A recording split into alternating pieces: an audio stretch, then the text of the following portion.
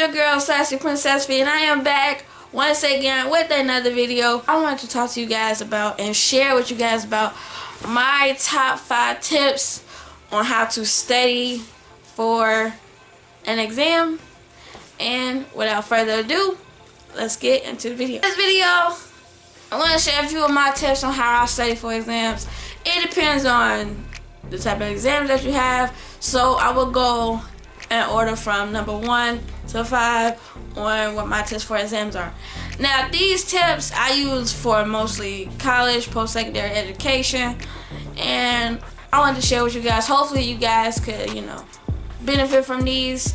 So, number 1 is to always, if you have a test that requires repetition, or you have a test that requires memorization of spelling, make sure you write it over several times, break down the words, and once you do that, you're gonna be able to understand, this is this is that, this is how you spell it, this is how this word or name is. If it's complicated, because the example for that for me would be modern art history.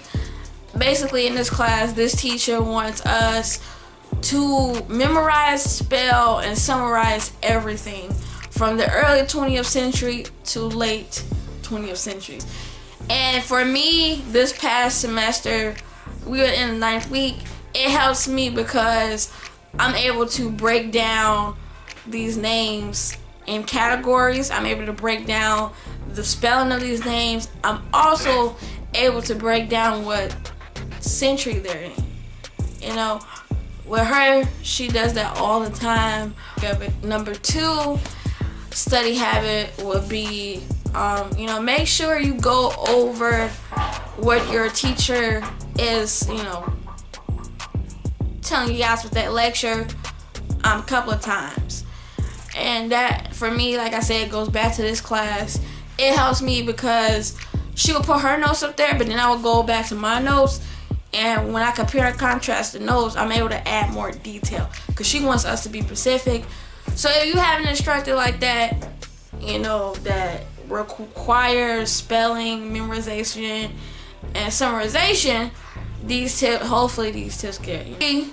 Is make sure, if you are in a couple of chapters where your teacher wants you to go over, highlight the most important details, because when you highlight the most important details, you're able to pick out information that is more important than less for that section.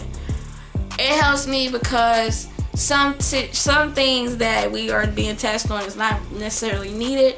Like for my FM class, she wants us to be specific on certain stuff too, but with her, she wants us to pick out the details, significant events, and the important people that was involved in that time period, And it's kind of frustrating because she is not really on a professional level, in my opinion, in others' opinion, but that's another story for another time. 4th tip would be study the month, week, days before you have an exam, because if you study a month and ahead of time, that gives you a better chance of passing your exam.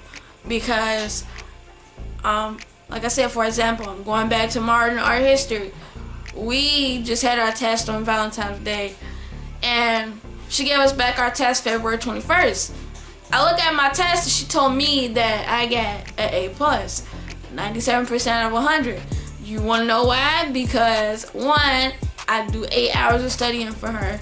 Number 2, I make sure I'm studying for her. I have a month in advance, a month and a half in advance to study for test 2 in the upcoming test. You know what I'm saying? So I feel like if you plan ahead with these exams, you're more able to be successful with and the last tip is always, like I said in the 4th one, plan ahead. Please, y'all, plan ahead. I know most of y'all are probably out of school and some of y'all are probably in school, but if you plan ahead for these exams, meaning break down what is important, what needs to be done, you know, what detail is this that needs to be involved. When you do stuff like that, you're able to have a better chance of passing the exams with flying colors. So hopefully this video gives you guys a better understanding on how to pass the exams and for different classes. If you enjoyed this video, please give this video a big thumbs up. Make sure you guys subscribe down below. Turn on your post notifications so you will not miss another video like this one. And if you don't know who I am Sassyprincessify. We just made over 100,000 Sass family members. I love you guys. Make sure you guys also check out KJ and Deja and I. Those channels will be in the link down below. And I love you guys, my Sass family. If you want a right team, you want a Sass team, bye my Sass family. Work so hard, forgot how to vacation.